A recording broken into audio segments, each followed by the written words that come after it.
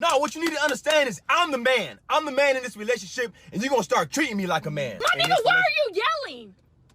I'm just trying to help you understand that I'm the man in this relationship. You're still so loud. And it goes a little something like...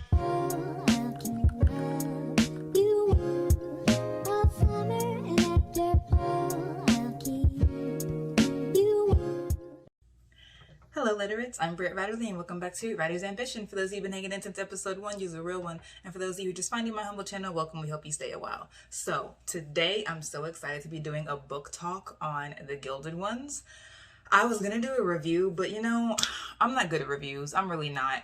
You know who is good at reviews? Ashley. So she did a review of The Gilded Ones on her Instagram, so head on over to @BookishRealms IGTV and watch her concise and responsible and all the good things review. Go there. If you're still here, we're gonna do a book talk. We're talking about things, we're squeeing, come along. So I bought a pre-order copy, so it was signed, but I lent it to one of my church sisters. So whatever, we share books here. So this is the beautiful book cover, and I listened to it on audio anyway, so I bought it to support. I bought the physical to support. I already knew I was going to do the audiobook because that's what I do. Anyway, so that's that, and it came with character cards. I was so hoping that it would, because they were like, "So supplies last." I was like, let the supplies last. Let the oil burn all through the night, Lord. All through the night. Okay, so it's Decca and Keita. And then on the back, it says the start of a bold and immersive West African inspired fantasy series. I'm so pumped to have these. You can't even imagine. So these are my first character cards that I ever got. That's the first signed copy of a book I ever got. That it's not here, but you know. So hopping right in, I'm going to talk about some themes. Like, I want to talk about the interventions that most hit me on the plot side and like development side, and then on like just the writing craft side, because I always love reading books that I can enjoy as a reader and study as a writer, and this is definitely one of them. So if you want to publish in YA fantasy, absolutely read The Gilded Ones and get your life, but also like get your next textbook, kids. Like, this is it. So, okay, I took notes with my known and eclectic reading journal. So starting with the interventions, actually starting with the squeeze, in case I get lost in the interventions and I run away with myself. I think that Decca is so brave. Like, Decca, yes, Decca is so brave because, and it really resonated with me when she was talking about like the infinite wisdoms, and she was literally being killed 6 ways from Sunday and was contrite the entire time. Like, that's how deep her convictions went. And I appreciate the fact that even though as the reader we may be like that's ridiculous, growing up in an insular community where that's all you're taught, and all of the other women are on board with it, so you're like, oh, I guess like the people that you love, like your father, like everyone around you is saying that this is correct, and you come to believe it. If you come to believe it, you come to internalize it. It convicts you. It becomes part of your conscience and your character and your consciousness. Like, and I appreciate that Namina Forna did not underplay how significantly that marinates your soul, to the point that you can be killed so many, and it was like this much of the book, like in relation to like the size of the text, but in days, like that was going on for a while for Decca, and she still was like, Infinite Father, please forgive me. Like, that resonated with me.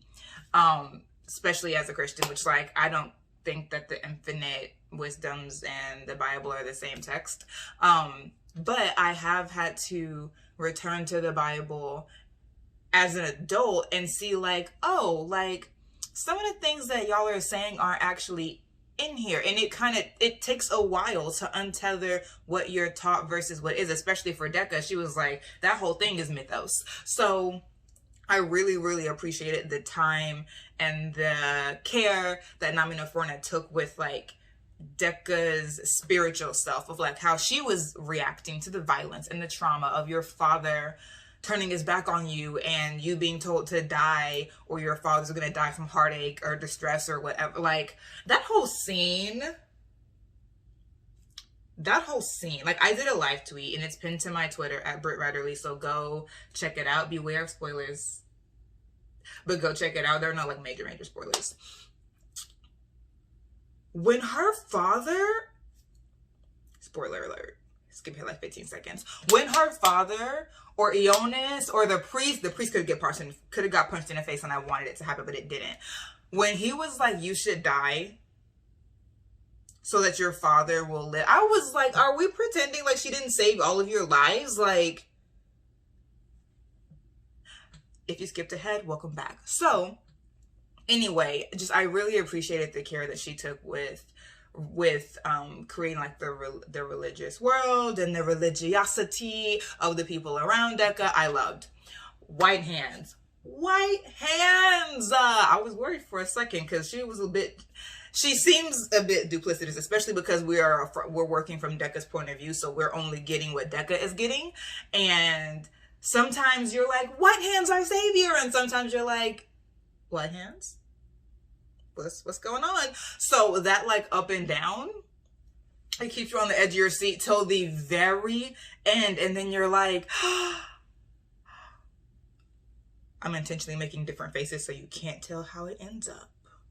Read the book. So I really, really love the way that you're not going to be able to make a decision about White Hands for better or worse until the very end.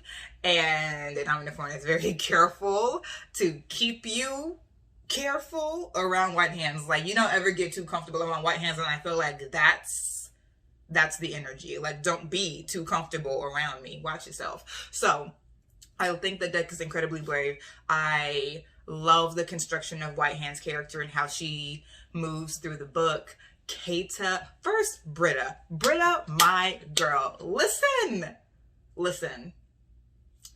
I loved Britta. I said Britta for the win. I loved Britta.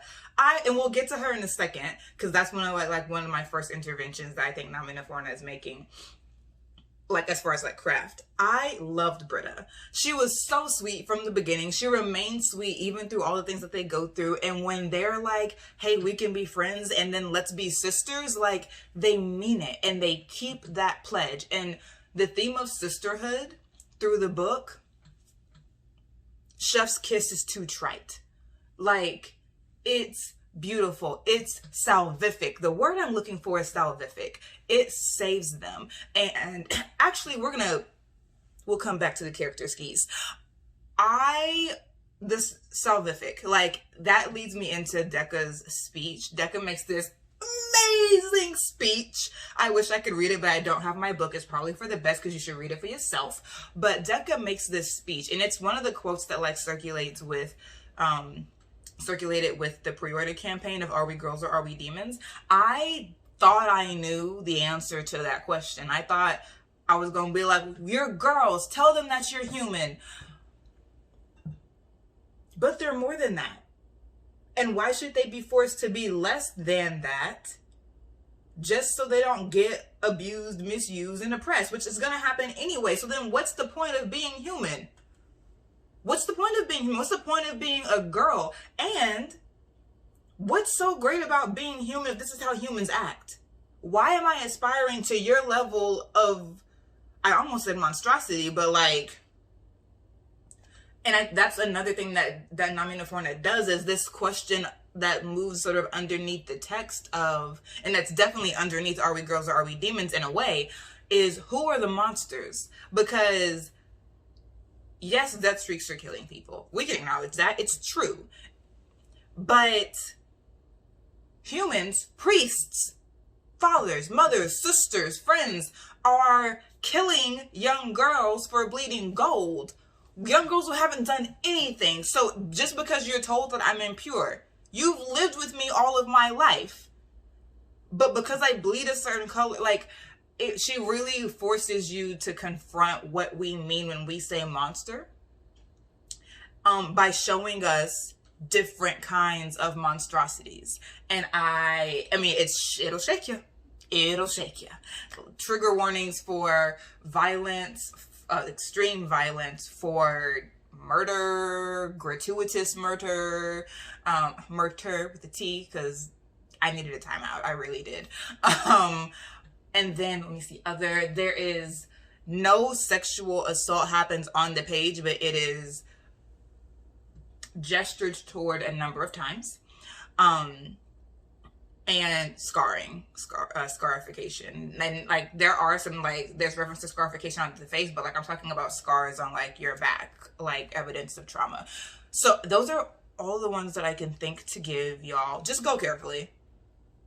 Go carefully. I had to like go through this book a little slow, take a couple of days off, read some romance, Kiki. Like, I needed to go back and read Alexandra House's Let Me Love You to like be loved by King Neil, because I was like, I actually need a break. I'm distraught. I need it. And I'm glad I took the time off, because when I came back, there was a battle and it took me out. So have you a fluffy book on the side. But speaking of monstrosities, I think a really, really great, this is within the discourse moment, I think a really, really great pair for The Gilded Ones as a nonfiction book, and it's called The Dark Fantastic, Race in the Imagination, from Harry Potter to the Hunger Games. And I talked about this book with Deidre on her channel, Shade Tree Reads. I'll try to link it up here. Go check out that book talk, but really check out this book, because Ebony Elizabeth Thomas is also saying, let's think from the subjectivity of a monster. I was trying to get to the quote, "Are we girls or are we demons?" And I sort of segued back to an introduction. Let's just say I'm like straddling the two. "Are we girls or are we demons?" is one of my favorite quotes of the book. Because it was a surprise, because even though I knew it was coming, the speech surrounding it, the overall message, the way she made me change my mind from "we're girls" to demons, now get at me. I love when books can do that, like make you think you know the answer and then make you have to confront what's under that and say, that being the case, are you willing to suffer this, or do you want to create yourself or be yourself in this? I loved it. So "Are We Girls, Are We Demons?" One of my favorites. It was already on my like watch list, but then I was like, oh, now you're a favorite. Okay, cool. Now, toggling back to an intervention, I love that Namina Forna is so much like, and I said this in my live tweet, maybe it's because I just finished reading The Dark Fantastic, but I'm really wanting to know more about the Death Streaks. And she liked it, and I was like, does this mean we're going to get more about the Death Streaks? And we do. And I had my suspicions. I in no way anticipated what actually happened, but I love that you so much have to consider the subjectivity of the monster from the beginning, because from the beginning that word, the Gilded Ones, is being thrown around and alluded to, right? The impure are monsters. They're demons. Like, the monster is always at the edge of conversation in the Gilded One in Otera, and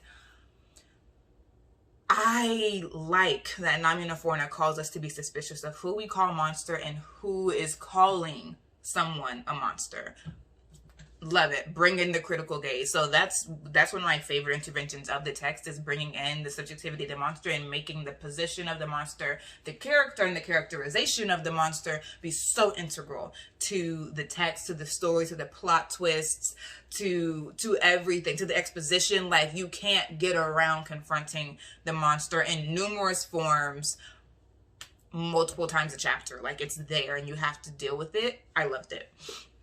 So that's intervention number one. A structural intervention that I loved is, and this is sort of a spoiler, so like skip ahead 30 seconds and pass go. So structural intervention. Not Decca. Britta and Kata, the boo thing. Kata the Boo Thing. Kata the Boo Thing, Bay Kata. They don't die. So I've been reading, as you watch my honesty vlogs every third Tuesday, you know, I've been like reading craft books. The most recent one that I've read is Save the Cat. I think Save the Cat is a great book, and can be really foundational for helping like, not new writer, because I'm not a new writer, but as far as like trying to enter publishing and being aware of the publishing conventions, I think Save the Cat is a great book to get you knowing that, help on pacing, etc., etc. But I also think that the 3-act structure can be constraining, that it can be a very artificial, externally imposed structure that attempts to like section your story in unnatural places, and I don't see that here, number one. And I mean, in good books I don't see it, even if they're using Save the Cat, right? So it's not no shade for Save the Cat. I use Save the Cat for some projects, but right as I was starting to say I don't like this thing about Save the Cat, I see The Gilded Ones. The thing I don't like about Save the Cat, and it's, you don't have to do anything that Save the Cat says, right? Like they tell you, like, take what you need, leave what you don't. But there's this thing in the second act, and I think it's like near the darkest night beat or something, when the mentor or the sidekick dies, to take the character to their lowest point and make them have to finish the mission on their own to show that they've truly grown. I'm not a fan of that kind of sacrifice. I'm not a fan of someone, particularly because a lot of times it's minority people who are dying, like minority in some way, whether in gender and race and sexuality, like it's the minority people who die. So that the main character, the hero, can go on. Like,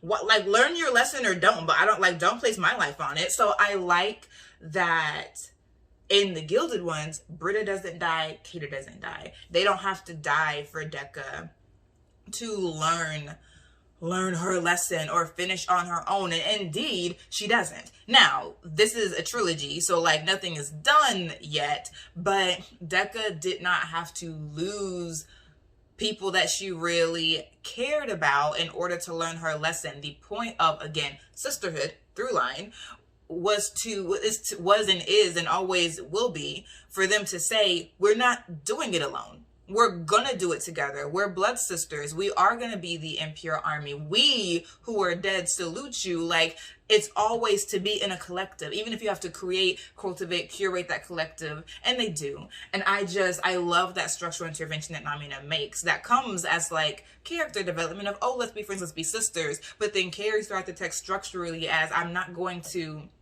kill the mentor, kill the friend, so that the protagonist, the heroine, can complete their journey. She's not going to complete the journey alone. Love that. So that's the second intervention. And the third is, and it's not necessarily an intervention so much as like notable.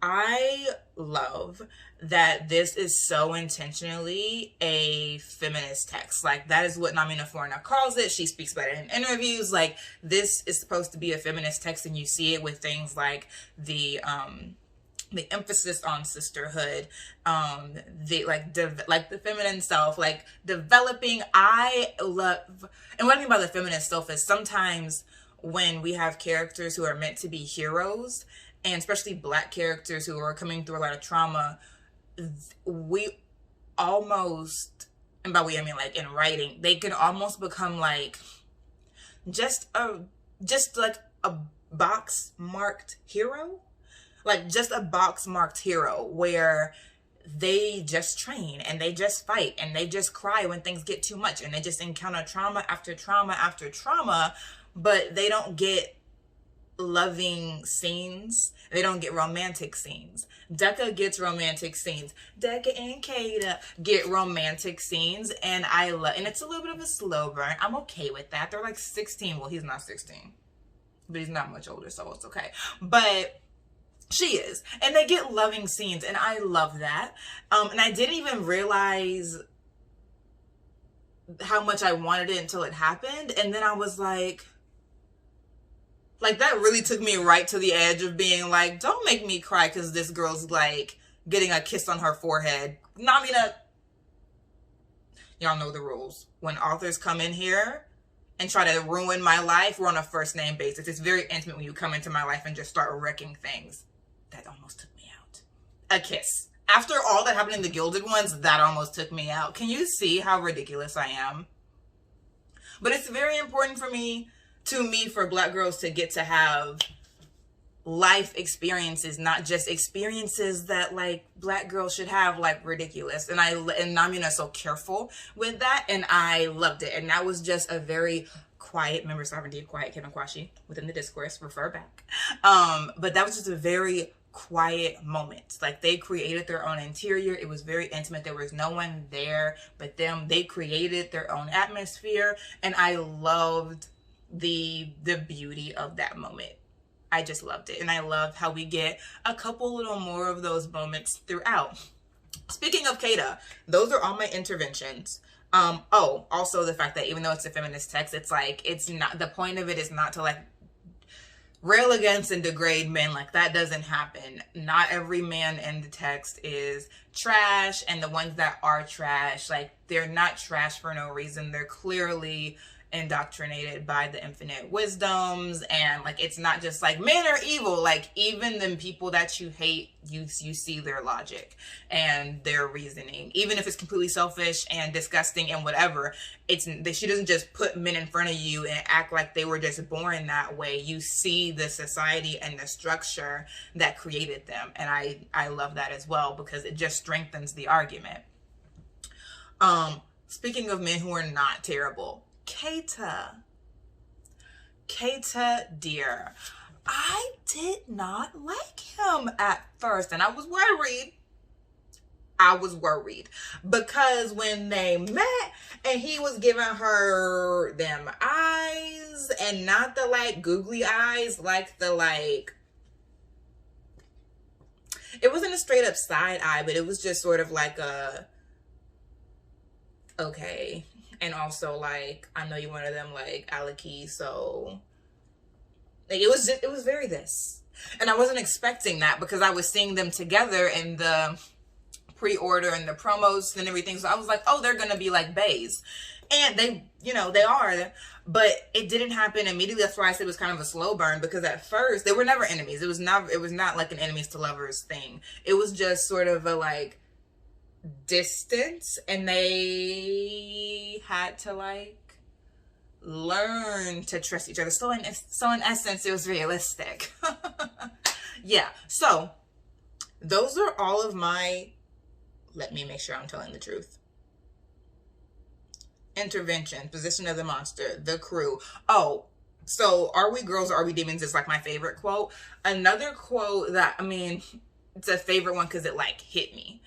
When Belcalis is telling Decca, don't you dare forget, I could have cried. And I was in my car about to make like, not a long drive, but like an hour-long drive. And I was like, no, I don't have time to cry right now. I need to see clearly. And I was like, I have to sit for a second. I have to sit, because what she told Decca before, like Decca was feeling really great. She was like, oh my God, this is a moment when you're like, oh, White Hands is cool. Now there will be many of those up and down. But this was an up. And Belcalis was like, yo, don't like the fact that White Hands saved us, not a spoiler because that's in the beginning of the book. You just learned the extent that she went to make that moment happen. But when Decca's like, yo, I can't believe White Hands did all that. Like, she's dope. Queen White Hands.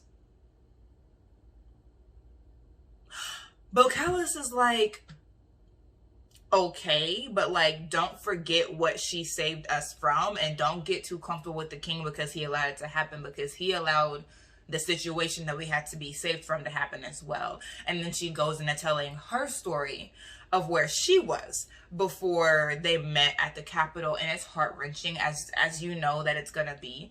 And she says, don't, and Decca says, like, you don't have to tell me this. And she says, no, I want to. I want someone to know, and I want you to never forget, no matter how happy you are, no matter what progress we make, don't ever forget what we had to do to get through. Don't forget the scars that we had. Even if our blood and the almost deaths heal us so that the scars heal, don't forget what the scars were. Don't forget what those things were, which is not to say to hold on to trauma, but just don't be so willing to be friends with people who were okay with you dying over and over and over again. And she's saying much more than that, but read the book. And and it comes back at such a poignant time for Decca. Bella Callis's words of don't forget, and it gives her strength, and it gives her, she already has purpose, but it renews her purpose and her courage. And again, like, when you have kinship, when you care about sisters, their pain, you holding their pain for and with them, that gives you a certain kind of strength. I love that line. I love how that line returns. So those are my two major favorites. Are We Girls or Are We Demons, Decca, and Don't Ever Forget, Don't You Dare Forget, Belle Callis. Love.